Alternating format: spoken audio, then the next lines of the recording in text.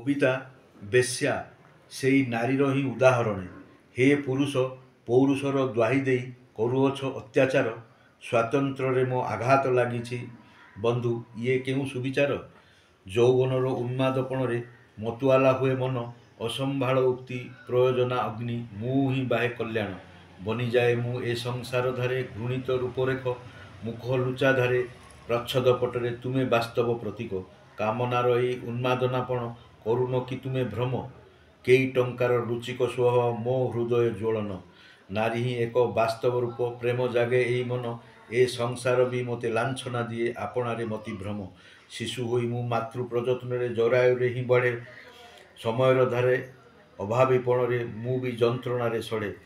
ଅବା ନାଚାରପଣରେ ଆଧାର ବିକ୍ରି କରେ କେଉଁ ଜନ, କୋଠି ଧାରେ ରହି ଦିନ ସରି ଆସେ ମୋ ଚକ୍ଷୁ ହୁଏ ମୋଚନ।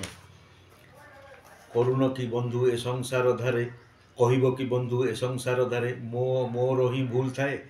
ମୋ ଦୁନିଆରେ ଖୋଲି ମୋ ଦୁଆର ଖୋଲି ତୁମେ ହିଁ ପ୍ରବେଶ, ଶୁଭ କାମନା ହିଁ ବାହେ ତୁମ କାମନା ହିଁ ବାହେ। ତୁମେ ଚାଲିଗଲେ ଧୁଆ ଧୋଇ ହୋଇ ପବିତ୍ର ହିଁ ବନିଯାଅ, ଏ ଦୁନିଆ ବୁକୁରେ ତୁମେ ପୁରୁଷ ପୌରୁଷ ବ୍ୟକ୍ତିତ୍ୱ ଗାଅ। ଭାବିଛ କି କେବେ ମୋ ମନ କଥା, ସ୍ତ୍ରୀ ମୋତେ ବନେଇବ, ସିନ୍ଦୁର ଲଗେଇ ଚୁଡ଼ି ପିନ୍ଧେଇ ରାସ୍ତାରେ ବୁଲେଇବ।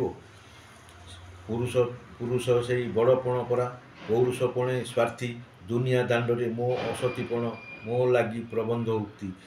ଭାବୁଛ କି କେବେ ମୁଁ ବି କାହା ଝିଅ ହୋଇପାରେ ବି ବହୁଣୀ, ସ୍ୱାର୍ଥୀ ମାନବ ମୋତେ ଶୋଷି ଦିଏ, ରସମ ଦିଏ ଭିଣି।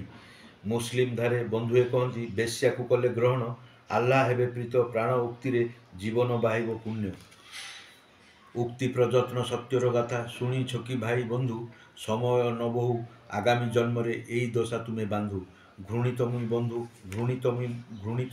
ବନ୍ଧୁ ଘୃଣିତ ଏ ଜନ୍ମେ ହୁଅ ତୁମେ ଆକର୍ଷଣ, ନାରୀ ଉପରେ ଲଗାଅ କଳଙ୍କ ଅମାନବ ଆଚରଣ। ନ୍ୟାୟିକ ଶବ୍ଦ ପ୍ରୟୋଜନା ଅର୍ଥେ ଘୂରିବ ପୌରୁଷ ମଥା, କବି ବାଢ଼େ ନିତ୍ୟ ଉକ୍ତି ବାସ୍ତବତା ଚେତନାରେ ବାହେ ବ୍ୟଥା।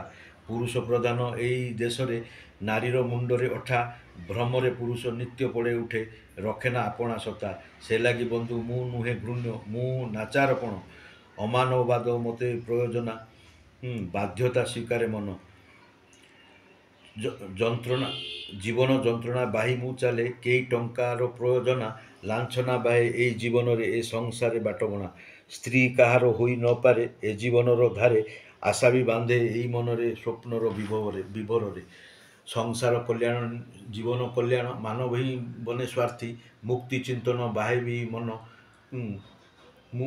କିନ୍ତୁ ମୁଁ ବନ୍ଧନର ଏକ ପକ୍ଷୀ।